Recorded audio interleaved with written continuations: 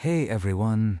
Tonight we're stepping back to a world long before the dinosaurs, a time when Earth was ruled by colossal, bizarre creatures that most people have never heard of.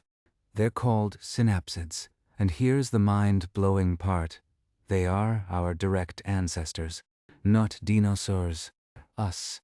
Before you settle in, hit like and subscribe if you are ready to have your entire understanding of evolution rewritten.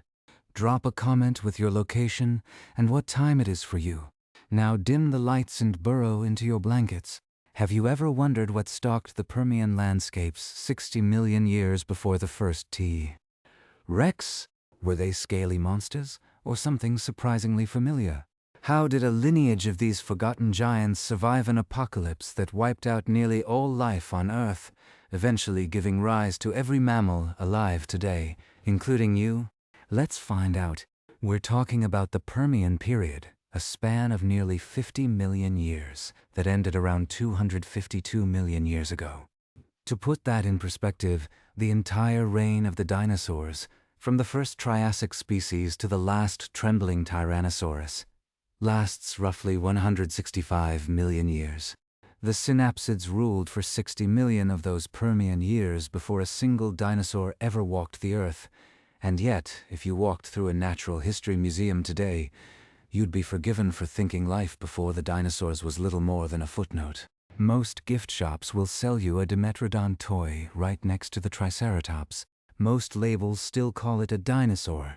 That is, to put it mildly, a catastrophic scientific error, because Dimetrodon is more closely related to you than it is to any Stegosaurus, any pterosaur, or any chicken.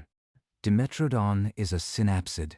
It belongs to our branch of the evolutionary tree, not the reptile branch that spawned birds and lizards and every creature you've ever called a dinosaur. Which means the true story of our origins doesn't begin in some tiny shrew cowering under the feet of thunder lizards during the Jurassic. It begins hundreds of millions of years earlier, in a world of giant sail-backed predators, saber-toothed hunters with mammalian teeth, and hulking herbivores that head-butted each other on prehistoric floodplains. This is a dynasty so completely forgotten that almost no one outside of paleontology knows it exists. And the central question that should keep you awake tonight is simple. If the synapsids were so successful, so diverse, and so dominant for so long, what happened to them? What force could erase nearly every trace of a planet-ruling supergroup, leaving only a handful of survivors to crawl from the ashes and eventually, impossibly, give rise to you? That is the story we're about to uncover. But before we can understand the catastrophe that nearly erased our lineage from existence, we have to rewind to the beginning.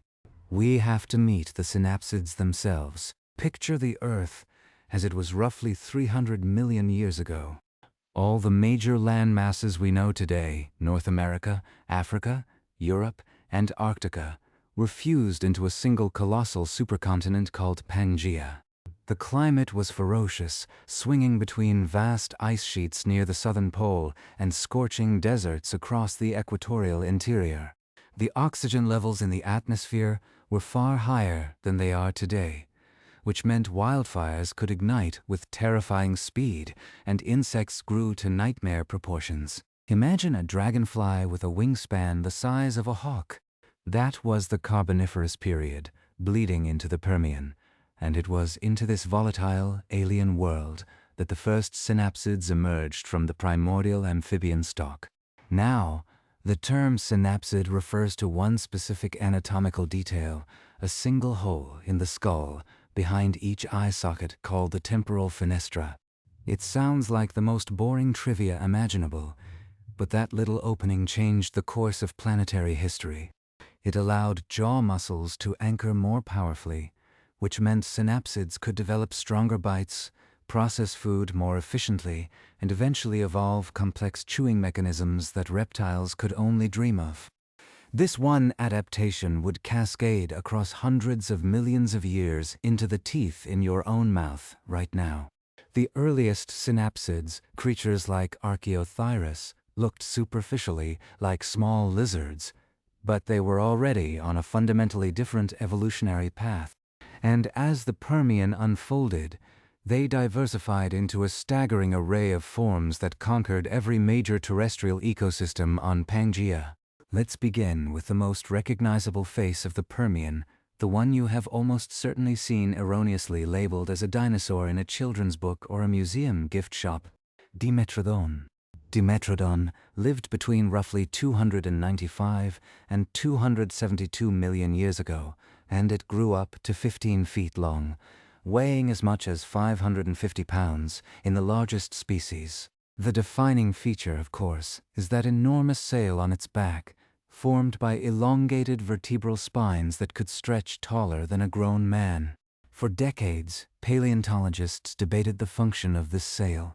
Was it for thermoregulation, soaking up the morning sun to warm a cold-blooded body and then radiating excess heat when temperatures climbed? Was it for sexual display, a magnificent billboard of health and vitality aimed at potential mates? Recent studies suggest it was likely both, and perhaps also a threat display, making the animal appear far larger to rivals and predators. But here is the critical detail that rewrites everything you thought you knew. Dimetrodon is not a reptile. It is not a dinosaur. It sits on the synapsid branch of the tree of life, which means if you trace its lineage forward, you find a path leading through increasingly mammal-like descendants, through the therapsids, through the cynodonts, through the first tiny, shrew-like mammals hiding from dinosaurs, all the way to primates, to hominins, to you. If you trace the dinosaur branch forward instead, you end up with birds. The chickens in your grocery store are the true dinosaur descendants, not any museum diorama supposedly showing lizard-like monsters. Dimetrodon is your ancient cousin. The T. Rex is a distant side branch. That shift in perspective is everything. But Dimetrodon was only the beginning. As the Permian progressed, a new wave of synapsids emerged that were even more advanced, even more mammal-like. These were the therapsids, a group that would come to dominate the planet so thoroughly that paleontologists sometimes call the late Permian the age of mammal-like reptiles. By around 270 million years ago, therapsids had diversified into a dazzling variety of forms. Their legs were no longer splayed out to the sides like a sprawling lizard. Instead, they were tucking their limbs beneath their bodies, adopting a more upright, efficient posture that allowed greater speed, stamina, and agility. Their skulls were changing too, developing larger temporal fenestrae, more powerful jaws, and teeth that were beginning to differentiate. Instead of a mouth full of uniform, conical pegs, therapsids were evolving incisors for gripping, canines for piercing, and molars for grinding. This is the dawn of the mammalian dental toolkit, and it allowed therapsids to exploit food sources that earlier synapsids couldn't touch. Let's meet some of these forgotten giants. First, the predators, the gorgonopsids. If Dimetrodon is your distant cousin, gorgonopsids are the nightmare that haunted the Permian food chain. They were the apex predators of their age, growing up to 11 or 12 feet long in the largest species like Inostrancevia, which stalked the territory that is now Russia. Gorgonopsids possessed long, saber-like canine teeth, some reaching several inches in length, which they used to deliver devastating, slashing bites to the necks and throats of their prey. Their jaws could open astonishingly wide to accommodate those blades. Their bodies were lean and powerful, built for pursuit. Their skulls were deep and reinforced to withstand the stresses of grappling with large, struggling herbivores. And despite looking like something from a nightmare, they carried within their anatomy the blueprint for every mammalian predator that would follow. Their teeth were set in sockets, a therapsid trait. Their limbs were oriented more vertically. Their brains, though still small by modern standards, were likely more complex than those of earlier synapsids. For millions of years, gorgonopsids were unchallenged at the top of the planetary ecosystem. Nothing hunted them. Nothing could. And what did they hunt? Enter the herbivorous giants of the Permian. The dinocephalians, a group whose name literally means terrible heads, Muschops is the poster child here, a massive, barrel-chested animal that grew up to 16 feet long and might have weighed well over a ton. Muschops lived in what is now South Africa, and its most striking feature was its skull. The bones of the skull roof were incredibly thick, in some places several inches of solid bone, forming a kind of natural battering ram. Paleontologists are almost certain that muschops engaged in head-butting contests, perhaps over mates, perhaps over territory, slamming their reinforced skulls together with forces that would shatter a modern cow's cranium into fragments. Their bodies were stocky and robust, their limbs pillar-like, their posture increasingly upright. They had differentiated teeth suited to processing tough Permian vegetation, probably ferns, horsetails, and early gymnosperms. Muschops and its kin represented the first truly giant terrestrial herbivores in Earth's history, a title that would later be inherited by dinosaurs, and they evolved this bulk entirely independently on the synapsid branch. And alongside muschops, countless other therapsid herbivores browsed the Permian landscapes. Dicynodonts with their distinctive tusks and beaked mouths, to penocephalians with their domed skulls and smaller, fleet-footed forms that scurried through the undergrowth like reptilian rabbits. The ecosystems of the late Permian were rich, complex, and utterly dominated by our relatives. But here is the thing about dynasties. They never last forever. As the Permian period drew to a close, around 252 million years ago, the planet began to shudder. Deep beneath what is now Siberia, a massive volcanic event was brewing, one that would eventually spew millions of cubic kilometers of lava across the landscape, forming the geological formation known as the Siberian Traps. The eruptions released staggering quantities of carbon dioxide and methane into the atmosphere, triggering a runaway greenhouse effect. The oceans acidified. The planet heated. The great cycles of life began to break down. And then came the day when the very fabric of Earth's biology unraveled. In a geological instant, perhaps as little as 60,000 years, the Permian Triassic extinction event, the Great Dying, erased nearly 96% of all marine species and 70% of all land animals. The synapsids, after 60 million years of dominance, were almost completely annihilated. The gorgonopsids vanished. Muschops vanished. Entire families, entire ecosystems, reduced to silence. And in the charred silence that followed, a single question hung over the planet. Was anything left? And if so, could it possibly rise again? The age of synapsids was over. Or so it seemed. The silence that followed the Great Dying was not peaceful. It was the silence of a planet in shock. Picture a world where the skies are permanently hazy with volcanic ash, where the oceans have turned acidic and still, where the once teeming Permian forests have been reduced to tangles of bleached, skeletal trunks poking from barren soil. For tens of thousands of years after the main extinction pulse, the equatorial regions of Pangaea baked under temperatures that may have soared past 40 degrees Celsius, hot enough to cook unprotected flesh. Photosynthesis nearly ground to a halt. Fungi, feeding on the planet's endless supply of dead wood and corpses, briefly colonized the land in a strange, spongy empire that paleontologists call the fungal spike. This was not a world built for giants. This was a crucible. And yet in the charred, depleted landscapes of the early Triassic, something was moving. Not much, not fast, not loud. But unmistakably, undeniably, the synapsid dynasty had not been completely erased. One kind of creature had somehow weathered the apocalypse, and within a geological blink, a few 100,000 years, it was everywhere. If you could walk through what is now South Africa's Karoo Basin, roughly 251 million years ago, you would see them by the hundreds, then the thousands. Stocky, barrel-ribbed animals, perhaps the size of a pig, waddling on 4 squat legs across the floodplains. Their faces were blunt, their mouths equipped with a sharp beak and 2 downward curving tusks that gave them a perpetually grumpy expression. They were Lystrosaurus, the ultimate survivors.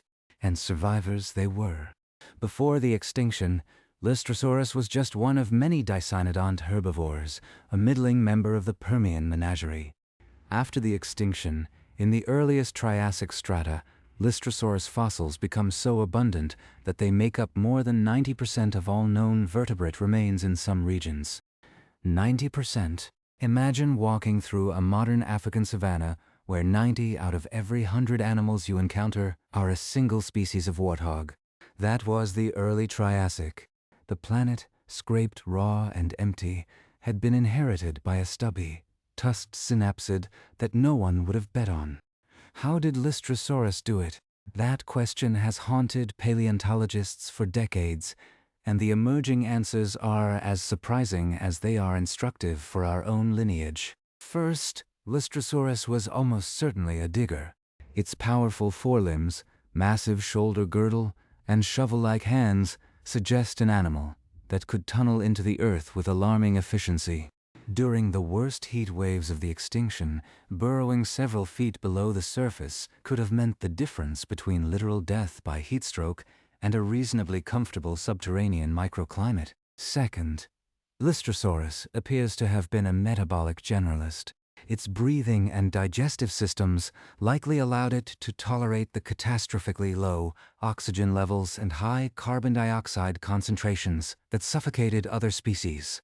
There is even evidence, based on bone growth patterns, that Lystrosaurus could enter states of torpor or seasonal dormancy, essentially shutting down its metabolic engines and waiting out the disaster like a medieval anchorite sealed in a cell. Third, and perhaps most crucially, Lystrosaurus was a dietary opportunist.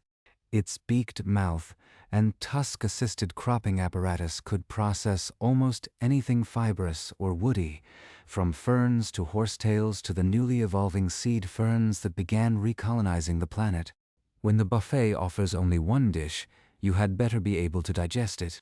But here is the twist that changes everything. Lystrosaurus, for all its resilience and momentary planetary dominance, is not our direct ancestor. It is a cousin, a side branch on the great Therapsid tree. The lineage that actually leads to you and me was hiding, literally hiding, in the undergrowth and underground burrows of the same Triassic world, and it was even smaller, even more unassuming. To find the true rootstock of mammalia, we have to look past the charismatic survivors and peer into the shadowy crevices of the early Mesozoic. And that is where we meet a creature so small and so fragile that its very existence seems like a whispered secret in the fossil record. A creature called Thrinaxodon. Thrinaxodon was a cynodont, a group of advanced therapsids that had evolved in the late Permian and, like Lystrosaurus, squeezed through the bottleneck of the Great Dying. But while Lystrosaurus was striding brazenly across the open plains in broad daylight, Thrinaxodon was living a life of extreme caution, a life spent mostly underground. Paleontologists have found exquisitely preserved Thrinaxodon skeletons curled up inside fossilized burrows, often in the same burrows, sometimes even in the same chamber as unrelated animals, suggesting that these early cynodonts may have tolerated or even cooperated with other species in the desperate struggle to survive. The burrows themselves are a revelation. They were spiral-shaped, plunging deep into the earth, with chambers at the bottom where the air would stay cooler and moister than the searing, desiccated surface. These were not simple nests. These were engineered refuges. The body of Thrinaxodon is a mosaic of ancient and new. Its limbs, while still held partly out to the sides compared to a modern dog, are far more upright than those of earlier synapsids. Its ribs suggest a diaphragm, which means it could breathe continuously while moving, a crucial adaptation for sustained activity. Its skull is a masterpiece of proto-mammalian architecture. The temporal fenestra, that single opening behind the eye, has enlarged to accommodate massive jaw muscles. The teeth are fully differentiated, sharp incisors at the front, stabbing canines, and complex, multicusped molars in the cheek that are clearly designed for chewing, not just slicing or gulping. The secondary palate, A bony shelf that separates the airway from the mouth allows Thrinaxodon to breathe and chew at the same time, a trick that modern mammals take for granted, but that reptiles, to this day, cannot perform. A crocodile cannot chew. A lizard cannot breathe while holding food in its mouth. Thrinaxodon could. And that tiny innovation meant it could process food faster, extract more energy, and fuel a higher metabolic rate. But perhaps the most striking clue to Thrinaxodon's true identity is invisible to the naked eye. It lies in the bone texture. By examining thin sections of cynodont ribs under a microscope, scientists can count the density of small channels that once housed blood vessels. The pattern strongly suggests a fast, sustained growth rate, and more importantly, a growth rate that does not show the stop-start lines typical of cold-blooded animals that slow down in cold seasons. In other words, Thrinaxodon was almost certainly warm-blooded, or at least it was on its way to becoming warm-blooded, a metabolic revolution that would later define all of mammaldom. Now, you might be wondering why, if Thrinaxodon was so advanced, so well-equipped, it didn't immediately reclaim the planet in the Triassic. The answer arrives on two legs, with grasping hands and a mouthful of serrated teeth. A new group of reptiles, the Archosaurs, had also survived the Great Dying, and they were about to explode into an evolutionary radiation that would produce crocodiles, pterosaurs, the first true dinosaurs, and eventually, birds. These Archosaurs were fast, efficient, and supremely adapted to the hot, open landscapes of the Triassic. They took the daylight. The cynodonts, our ancestors, conceded the surface and retreated into the night. This is the great pivot that reframes the entire saga of life on Earth. For the next 150 million years, through the Jurassic and Cretaceous periods, our synapsid forebears would live as shadow creatures, nocturnal insect eaters and small omnivores, scurrying through leaf litter while thunder lizards stomped overhead. Every schoolchild is taught that the dinosaurs ruled the earth and the mammals were insignificant, trembling little nothings waiting to be liberated by an asteroid. But that story misses the deeper, far more profound truth. Mammals were not failures during the age of dinosaurs. They were doing something far more important. They were perfecting an entirely new way of being alive, one that the dinosaurs, for all their size and spectacle, would never achieve. They were building better brains, better ears, better teeth, and a metabolic furnace that never shut off. They were, quite literally, re-engineering the vertebrate body from the inside out, and they were doing it in the dark. Consider the revolution of the mammalian ear. In reptiles, the jaw is a rigid assembly of multiple bones that transmit sound poorly through the ground. In a cynodont like Thrinaxodon, the old reptilian jaw joint was already beginning to weaken, with some of the smaller bones near the back of the skull starting to decouple from the act of chewing and drift toward the ear region. Over tens of millions of years, through countless intermediate forms, two of the old jaw bones, the articular and the quadrate, would shrink, migrate, and eventually become the malleus and incus of the mammalian middle ear. This gave our ancestors an auditory sensitivity that no dinosaur ever had. They could hear high-frequency sounds, the rustle of an insect's wing, the faint footsteps of a predator in the underbrush, in a world of nocturnal silence, where such hearing was the difference between life and death. Consider the revolution of the brain. In the darkness of the Mesozoic night, vision was less critical than smell, hearing, and touch.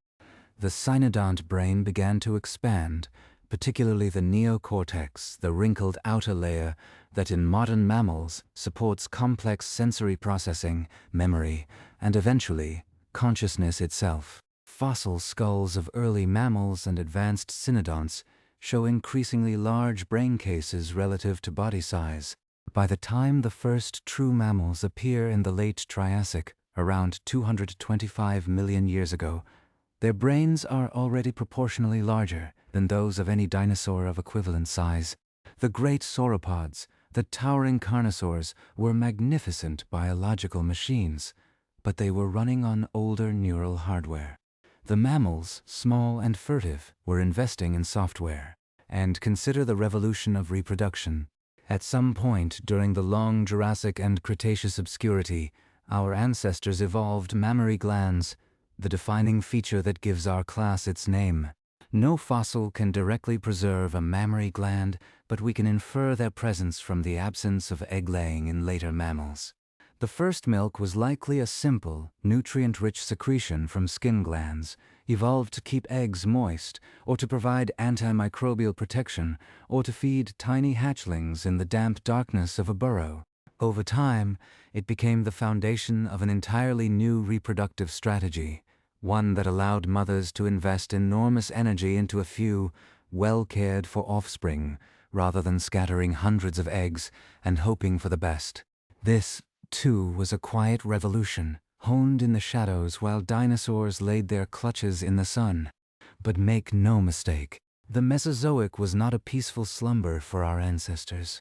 It was a relentless pressure cooker. Every night they emerged, they risked being snapped up by small predatory dinosaurs, by early crocodilians, by pterosaurs hunting at dusk. The fossil record preserves chilling evidence of this eternal struggle. In one extraordinary specimen from China, a small, dog-sized dinosaur called Sinosauropteryx was fossilized with the bones of a tiny mammal in its stomach. In another, a Cretaceous mammal named Repenomamus was found with the remains of a baby dinosaur inside it, a reminder that the food chain could flow both ways. Our ancestors were never merely passive victims. They were scrappy, resilient omnivores and carnivores, carving out niches in the margins, hiding in burrows, climbing trees, gliding from branch to branch, and evolving ever more refined survival strategies.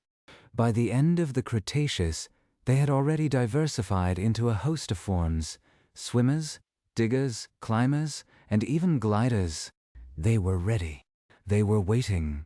The age of dinosaurs, glorious and terrible, was about to end. And when the sky fell, 66 million years ago, the meek truly did inherit the earth. But they were not meek by nature.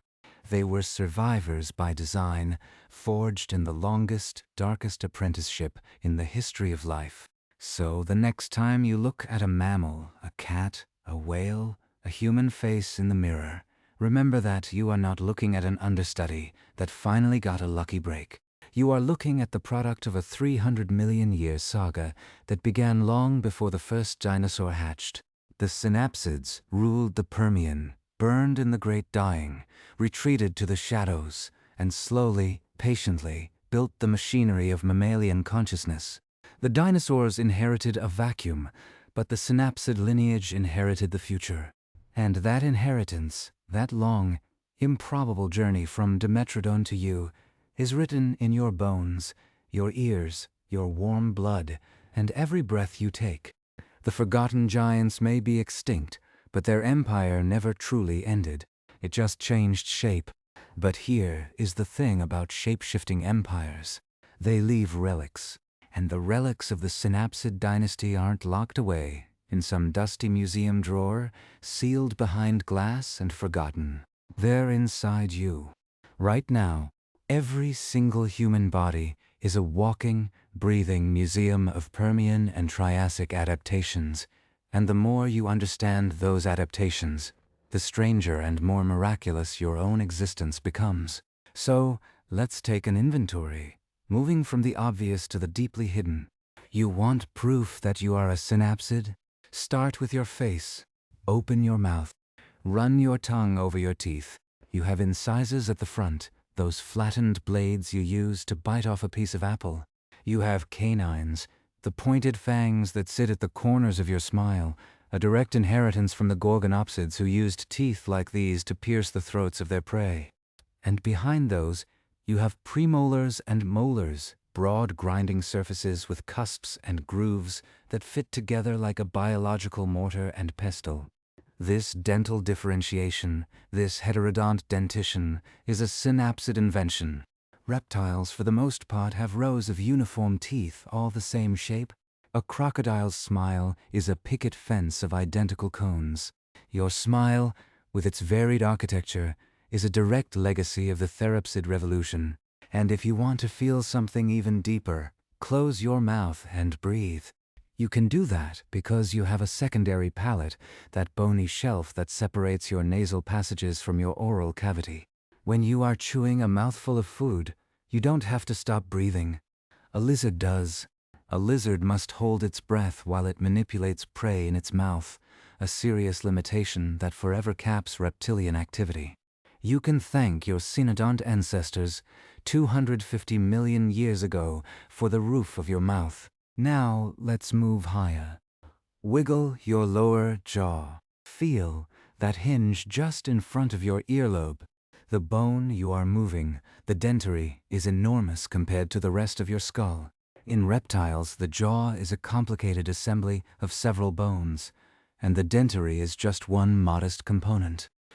But in the synapsid lineage, the dentary got bigger and bigger, eventually taking over the entire job of jaw articulation from the old reptilian bones. Those old bones didn't disappear. They shrank, migrated, and became the most exquisite mechanical system in your entire body.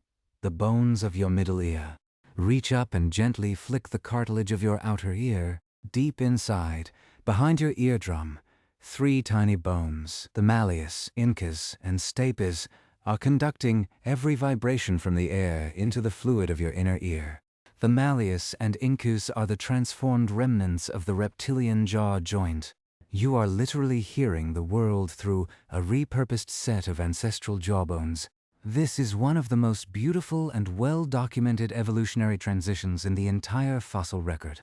We can trace it step by step, from early synapsids with a full reptilian jaw, through therapsids with a gradually shrinking articular and quadrate, through late cynodonts, where those bones are tiny and loosely suspended near the ear, to early mammals, where they have fully decoupled from the jaw and are dedicated to sound transmission.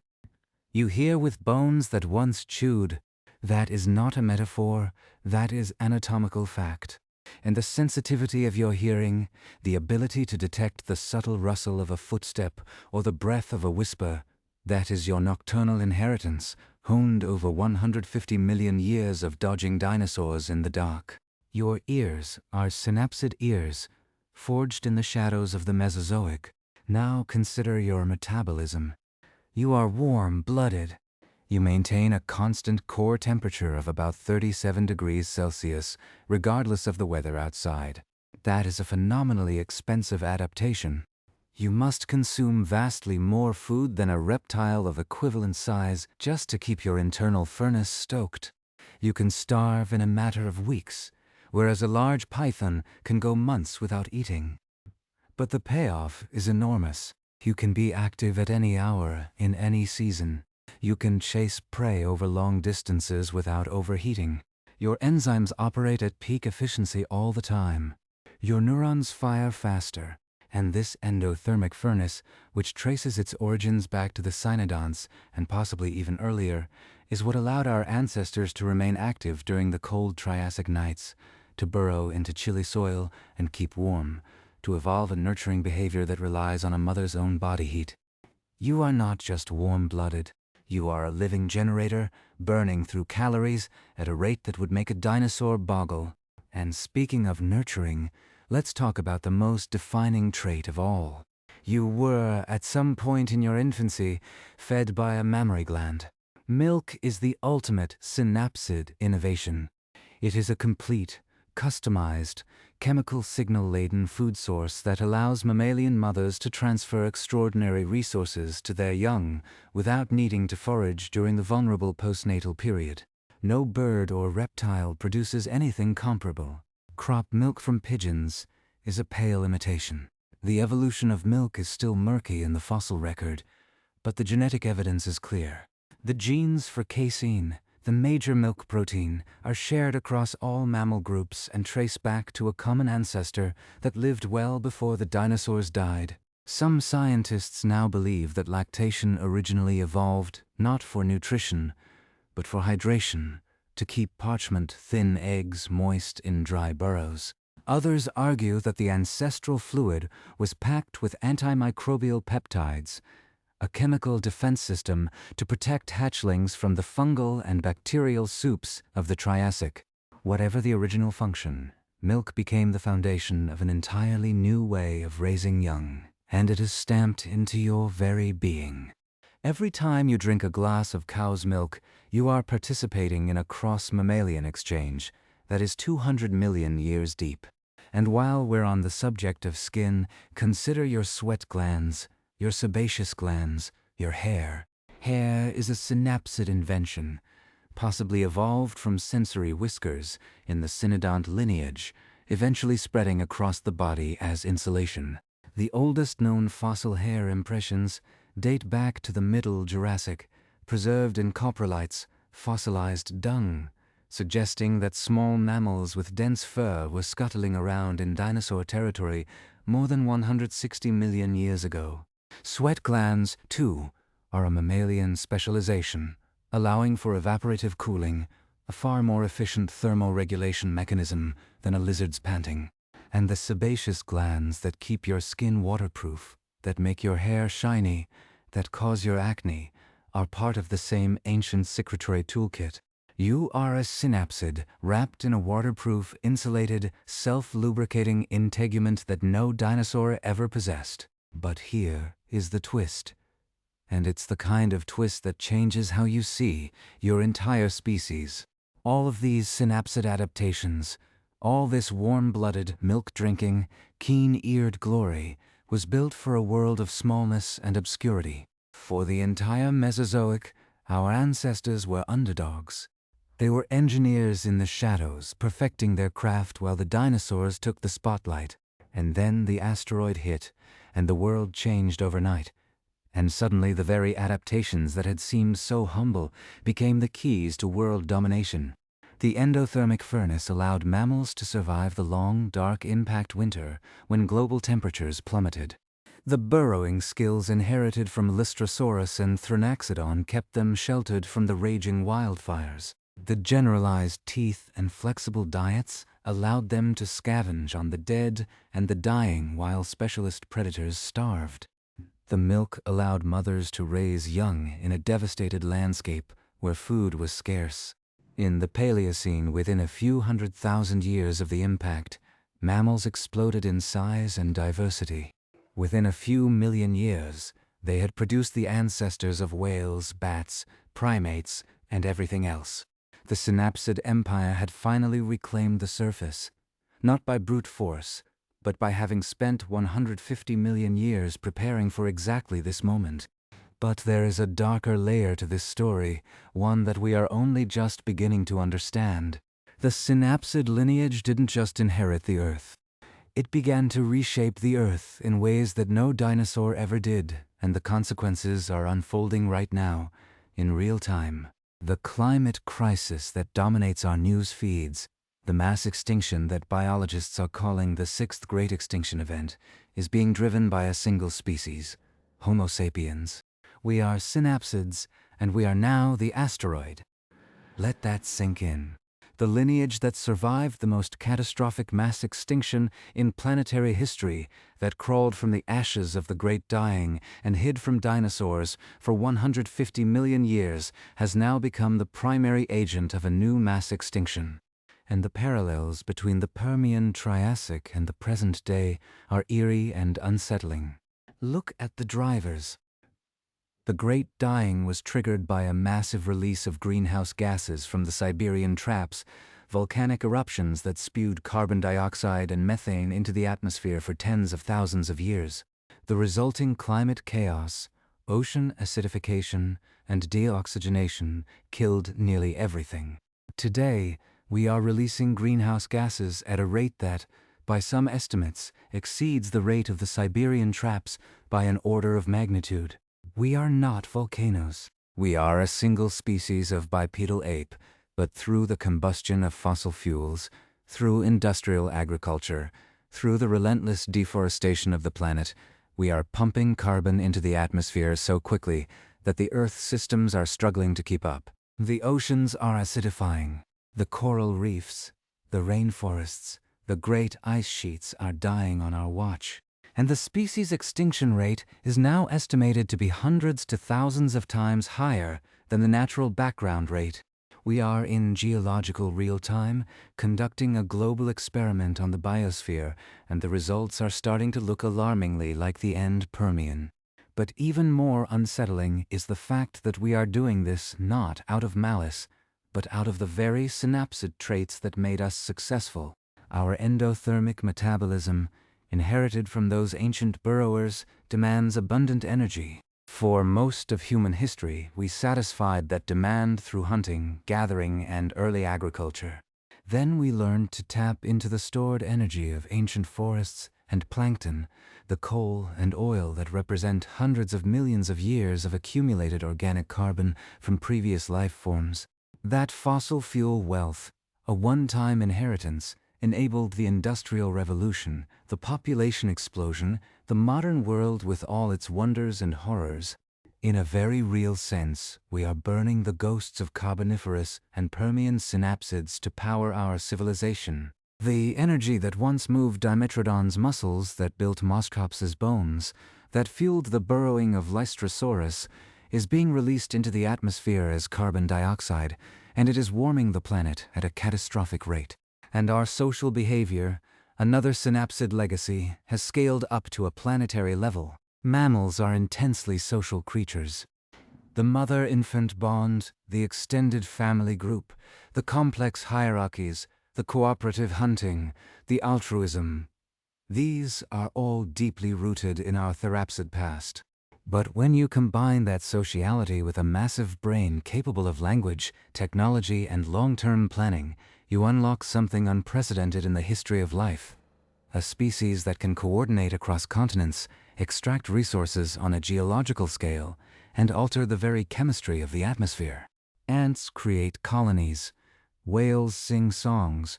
But no species has ever built a global civilization that rivals the geophysical forces of the planet itself. And we are that species. We are synapsids that have become a planetary process. This is where the story takes a truly vertiginous turn. We are not separate from nature. We are not a mistake or a blight, as some environmental rhetoric would have it. We are the product of a 300 million year evolutionary journey that began with the first synapsid hole in a skull. Everything we are, our love, our art, our science, our capacity for both profound empathy and staggering destruction, is an expression of that lineage, and the extinction we are causing is, in a sense, the synapsid story coming full circle. Once we were nearly erased by a climate catastrophe we had no part in creating. Now we are creating a climate catastrophe that could erase a huge portion of life on Earth, including potentially ourselves. The Great Dying was an accident of geology. The sixth extinction is a choice made by billions of individual synapsids who are, for the most part, unaware of their collective power. And yet, there is hope embedded in that same lineage. Because if there is one thing the synapsid story demonstrates, it is resilience. Lystrosaurus burrowed through the apocalypse. Thrinaxodon hid in its engineered refuges. The early mammals persisted through asteroid winters, through the rise and fall of dinosaur dynasties, through ice ages and warm periods, through everything the universe threw at them. The capacity to survive, to adapt, to find a way forward, even when all seems lost, is not just a human trait. It is a synapsid superpower, honed over hundreds of millions of years. We have inherited not just the teeth and the ears and the milk, but the deep, stubborn, unkillable will to continue. The question before us now is whether we can use our uniquely synapsid gifts, our big brains, our social networks, our foresight, our technology, to avoid the fate of our Permian cousins. We are the first species in Earth's history that can see its own extinction coming and potentially do something about it. That is a staggering evolutionary first. And whether we rise to that challenge, whether we prove worthy of the 300 million year legacy that produced us, is the crisis of our time. The forgotten giants of the Permian had no such choice. Their fate was sealed by forces beyond their control. Ours is not. Not yet. But saying we have a choice is not the same as making it. And right now, on this pale blue dot in the early decades of the 21st century, we are a species split against itself. One half of our synapsid brain understands the science, reads the temperature graphs, watches the hurricanes intensify, and knows, with cold, terrifying clarity, that we are hurtling toward a cliff. The other half, the ancient, reactive, territorial part that evolved on the savanna and in the burrow, wants to defend its immediate tribe, hoard its resources, and pretend the cliff does not exist. This is not a failure of character. It is evolutionary baggage, a mismatch between a brain designed for hunting antelope and a world of nuclear reactors and atmospheric carbon. And the tension between these two selves is the defining drama of our age. We see it play out every day. International climate summits where nations pledge ambitious emissions cuts, then go home and approve new coal mines. Electorates that tell pollsters they care deeply about the environment, then vote for leaders who dismantle environmental protections. Individuals who watch documentaries about deforestation, then order furniture made from rainforest timber. We are not hypocrites in the simple sense. We are mammals with a neocortex that can conceive of a global future and a limbic system that craves immediate comfort. And the same suite of synapsid traits that let us build cathedrals and cure diseases is now being asked to overcome its own inner inertia on a deadline. That has never been asked of any species before. But here is what the fossil record teaches us. Transformation is possible. The therapsids did not become mammals overnight. It took tens of millions of years of incremental change, each generation a tiny refinement on the last. And if you look closely at the arc of human history, you can see the same pattern of slow, then sudden, transformation. For most of our existence, we were hunter-gatherers, living in small bands. Then, in a geological eye blink, we invented agriculture, cities, writing, science, and industry. The rate of change is accelerating. The social and technological leaps that once took millennia now happen in decades. In 1900, the idea of a global communications network that fits in your pocket would have been considered witchcraft. In 2024, it is a mundane reality. The same acceleration can, in theory, be applied to the decarbonization of our civilization. The tools exist: solar panels, wind turbines, battery storage, nuclear energy, carbon capture, regenerative agriculture, plant-based proteins. We are not waiting for a magical breakthrough. We are waiting for the political and cultural will to deploy what we already have at planetary scale. And the will, too, is an expression of synapsid evolution, the capacity for collective action that allowed early hominins to hunt mammoths and build irrigation systems and launch themselves off the planet entirely. So, the question is not whether we can transform. The question is whether we will transform in time. And that brings us to the deepest, most unsettling parallel with the Great Dying. Mass extinctions do not happen instantly. They unfold over thousands of years, with pulses of die-offs separated by brief, deceptive recoveries. The Permian-Triassic extinction probably took place in 3 distinct phases. The first pulse hit life in the oceans. The second pulse ravaged the land. The final pulse, perhaps the most lethal, occurred when the planet's systems crossed a tipping point and the entire biosphere lurched into a new state. The creatures that perished in those later pulses had no idea that the first pulse was a warning. They could not read the signs. They had no historians, no geologists, no climate models. They simply woke up one day in a world that was no longer habitable for their kind. We do not have that ignorance. We know the signs. We can read the ice cores, the tree rings, the satellite data, the increasingly panicked peer-reviewed papers. We have the historians and the models. We are, in effect, living through the first pulse of a potential 6th mass extinction, and we have the unearned, terrifying privilege of being able to see it coming. That is the gift of our big synapsid brain. Whether we use that gift wisely is the only test that matters. And it matters not just for us, but for the entire lineage that stretches back 300 million years. If we fail, we extinguish not just our own species, but potentially most of the mammals, the synapsids who finally reclaimed their throne, only to lose it to their own cleverest descendant. If we succeed, we become the first species to voluntarily curtail its own planetary dominance for the sake of long-term survival. That would be an evolutionary landmark as significant as the first half step a fish took onto land. And there are glimmers of that success, if you know where to look. Costa Rica doubled its forest cover in a generation while growing its economy. The global population of humpback whales, hunted nearly to extinction, has rebounded from fewer than 5,000 individuals to over 80,000. The ozone hole, caused by chlorofluorocarbons, is healing because the world's nations agreed to phase out the chemicals. Renewable energy is now cheaper in many regions than fossil fuels. Electric vehicle sales are climbing exponentially. Young people around the world are demanding systemic change with a clarity and urgency that their parents' generation never mustered. These are not just news items. They are the behavioral signatures of a highly social, highly intelligent synapsid species beginning to respond to a long-term threat. Slowly, fitfully, inconsistently, but beginning. Yet for every hopeful data point, there is a countervailing force.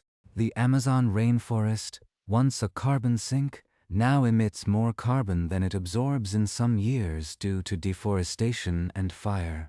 The permafrost in Siberia and Canada is thawing, releasing methane that had been locked away since the Pleistocene. The great ice sheets of Greenland and Antarctica are melting at rates that alarm even the most cautious glaciologists. Coral reefs, the nurseries of the oceans, are bleaching and dying in warming waters. Species are vanishing so rapidly that biologists can barely catalog them before they are gone. These are the early tremors of a potential state shift, the kind that eventually shows up in the rock record as a thin band of black clay and absence. And if we cross the wrong thresholds, the collapse of the Amazon, the disintegration of the West Antarctic ice sheet, the release of methane hydrates from the ocean floor, the subsequent pulses may be beyond our ability to control. The great dying, once set in motion, could not be stopped by any biological force on Earth. It had to burn itself out. We are, potentially, setting a similar inferno. But this is not a story of despair. It is a story of awakening. And the most profound awakening is the one that happens inside your own skull, when you realize that you are not a neutral observer of this crisis. You are a synapsid.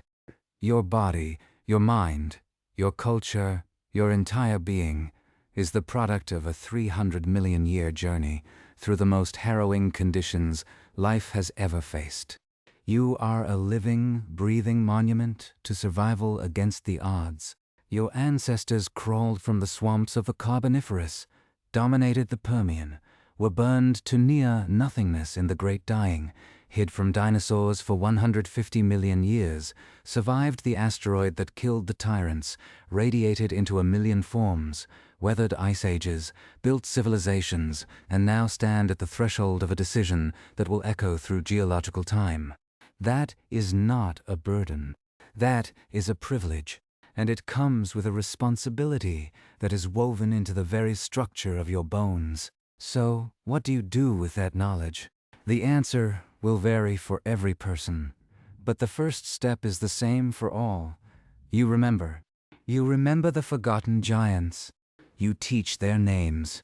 You say Dimetrodon and Moschops and Lustrosaurus and Thrynexodon aloud, and you tell anyone who will listen that these are not mere footnotes before the dinosaurs, but the actual architects of your own existence. You look at a sparrow and you see a dinosaur, and you look in the mirror and you see a synapsid. And that shift in perspective changes everything. It humbles you. It emboldens you.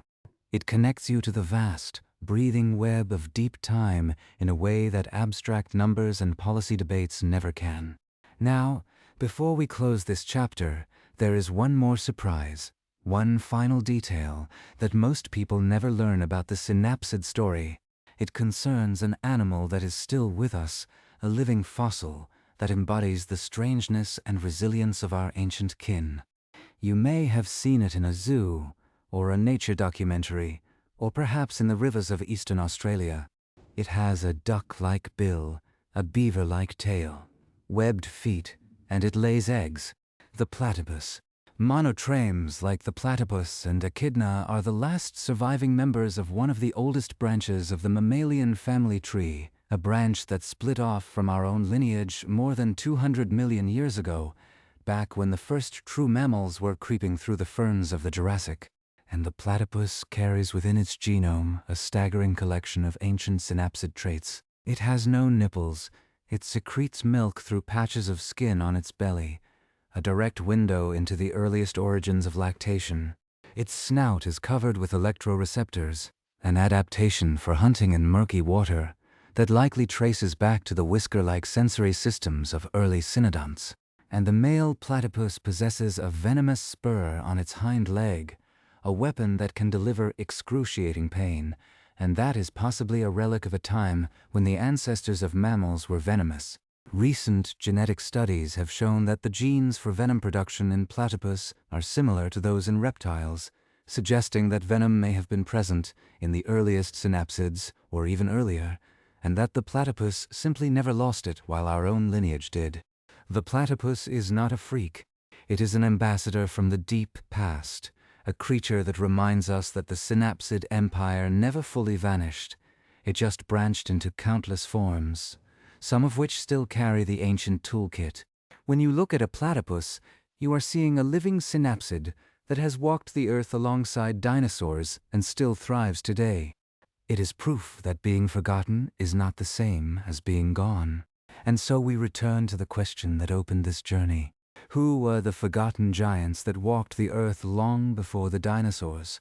They were Dimetrodon, the sail-backed predator that museum labels misidentify. They were the Gorgonopsids, the saber-toothed terrors of the Permian. They were Moschops, the head-butting herbivore. They were Lustrosaurus, the stubby survivor that inherited the apocalypse.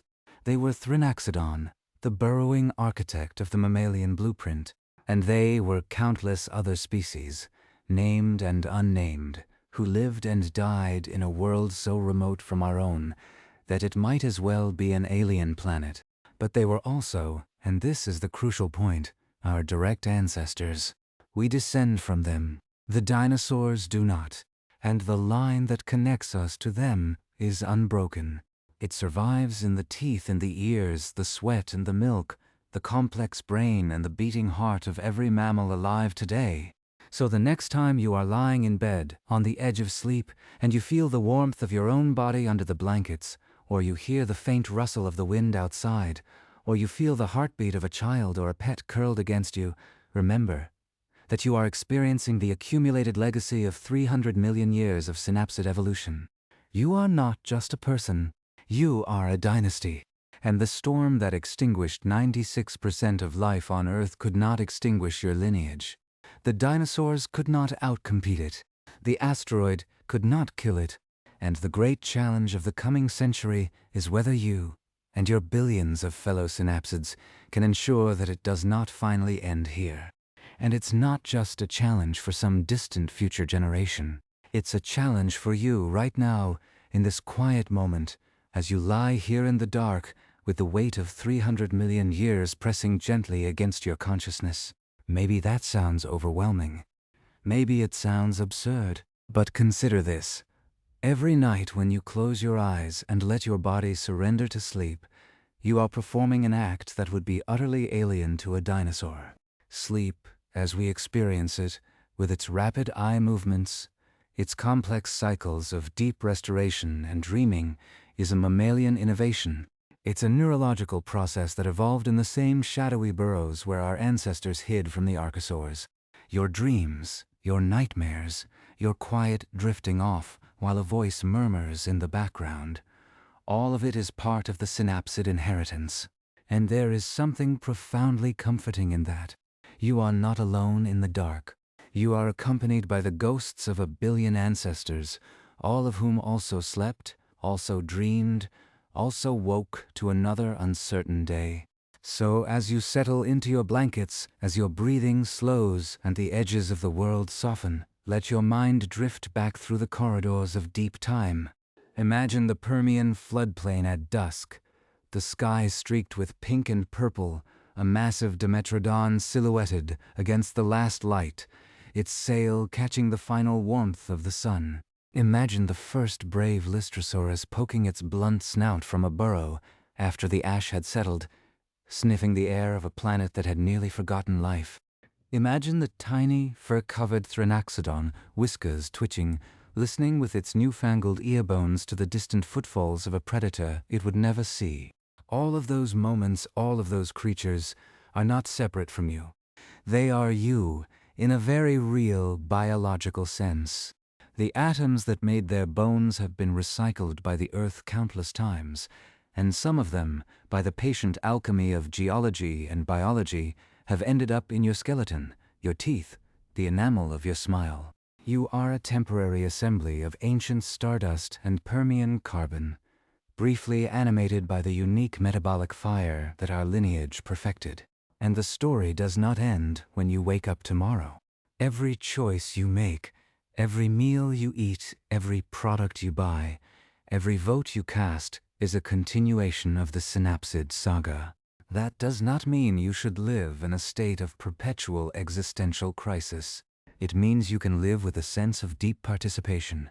When you plant a tree, you are helping to rebuild the lungs of the planet that our ancestors breathed into existence. When you reduce your waste, you are slowing the acidification that once nearly ended all marine life. When you speak up for a sane climate policy, you are using your mammalian voice box, another synapsid innovation, to advocate for the continuation of the grand experiment. These are not small things. They are the latest chapter in a story that has been running for 300 million years. And if you need a more tangible reminder of that connection, you don't have to visit a museum. You can walk into your backyard or a city park, or just look out a window. Every bird you see is a living dinosaur, a testament to the resilience of the sauropsid branch. Every squirrel, every cat, every human child is a synapsid. The two great dynasties that split from a common ancestor over 300 million years ago are still here, still interacting, still competing, still coexisting. The age of the dinosaurs never truly ended. It just grew feathers and learned to sing. The age of the synapsids never truly began again after the asteroid. It had never stopped. It just bided its time, and then, when the moment came, blossomed into whales and bats and elephants and you. That is the perspective that deep time offers, and it is the most powerful antidote I know to the short-sightedness and despair that can so easily consume us. Now, if you have made it this far, if your brain is now approximately 300 million years older than it was when you started listening, then you are exactly the kind of person this channel is for. We believe that the best sleep comes from filling your mind not with anxiety, but with awe, with stories that stretch your sense of what it means to be alive, with facts that are strange and humbling and ultimately comforting, because they remind you that your problems, however real, are a tiny ripple on the surface of a vast, deep ocean of time. So here is my invitation. If you want more journeys into the hidden chapters of Earth's history, hit that subscribe button and ring the bell. It genuinely helps this little corner of the internet grow, and it ensures you won't miss the next expedition. Drop a comment below. Tell me where in the world you are listening from, and what time it is for you. It's one of my favorite parts of the night, scrolling through and seeing the global community of fellow synapsids who are all drifting off together, from London to Lahore, from Sao Paulo to Seoul. And if you have a forgotten creature or a lost era you'd like us to explore, tell me that too. I read every comment, and more than once a listener suggestion has become a full documentary. Now it's time to let go of the day, to let the warmth of your blankets, the rhythm of your breath, and the quiet hum of the night carry you into sleep. As you drift off, remember this: the mammals almost didn't make it. The universe did not owe us a future. But here we are, improbable and magnificent, the heirs of a dynasty that refused to die. You are not just a person. You are a living, breathing, dreaming monument to survival. So rest well, knowing that you are part of something immeasurably larger than yourself. You are synapsid. You are home. Good night.